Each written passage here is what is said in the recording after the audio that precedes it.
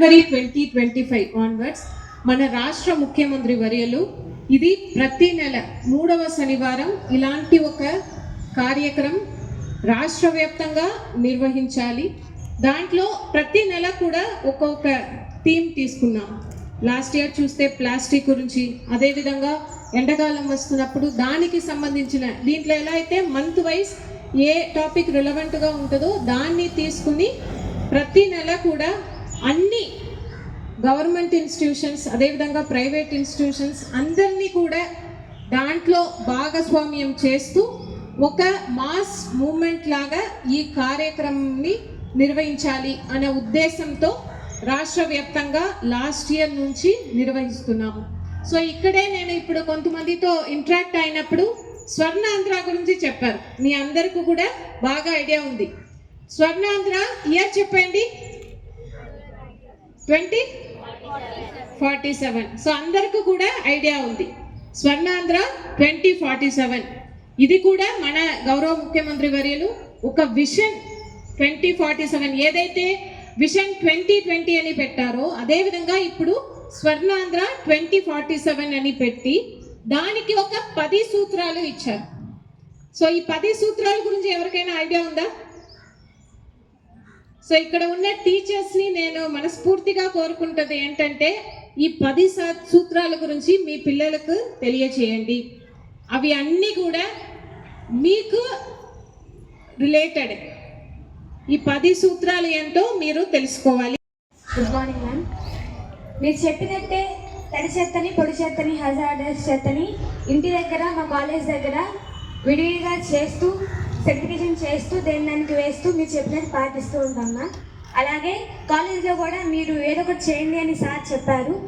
దానికోసం కూడా మేము ట్రై చేస్తాం మ్యామ్. ఏదో ఒక ప్రోగ్రామ్ కానీ ప్రాజెక్ట్ కానీ చేయడానికి ట్రై చేస్తాం మ్యామ్. గుడ్.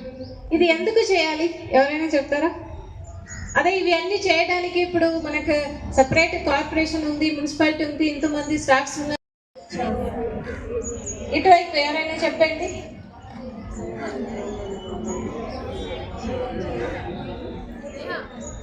చెప్పండి. జనవరి 2025 ఆన్వర్డ్స్ మన రాష్ట్ర ముఖ్యమంత్రి వర్యులు ఇది ప్రతి నెల 3వ శనివారం ఇలాంటి ఒక కార్యక్రమం రాష్ట్ర వ్యాప్తంగా నిర్వహించాలి. దాంట్లో ప్రతి నెల కూడా ఒక్కొక్క థీమ్ తీసుకున్నాం.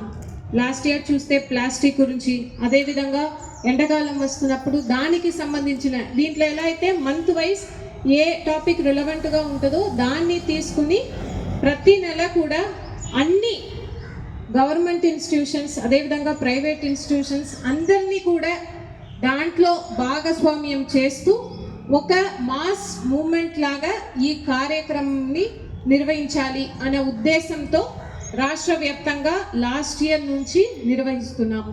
సో ఇక్కడే నేను ఇప్పుడు కొంతమందితో ఇంటరాక్ట్ అయినప్పుడు స్వర్ణాంధ్ర గురించి చెప్పారు. మీ అందరికీ కూడా బాగా ఐడియా ఉంది. స్వర్ణాంధ్ర ఇయర్ చెప్పండి. 2047. సో అందరికీ కూడా ఐడియా ఉంది. స్వర్ణాంధ్ర 2047 ఇది కూడా మన గౌరవ ముఖ్యమంత్రి వర్యులు ఒక విజన్ 2047 ఏదైతే విజన్ 2020 అని పెట్టారో అదేవిధంగా ఇప్పుడు స్వర్ణాంధ్ర 2047 అని పెట్టి దానికి ఒక 10 సూత్రాలు ఇచ్చారు. సో ఈ 10 సూత్రాల గురించి ఎవరికైనా ఐడియా ఉందా? సో ఇక్కడ ఉన్న టీచర్స్ని నేను మనస్ఫూర్తిగా కోరుకుంటుంది ఏంటంటే ఈ 10 సూత్రాల గురించి మీ పిల్లలకు తెలియచేయండి. అవి అన్నీ కూడా మీకు రిలేటెడ్.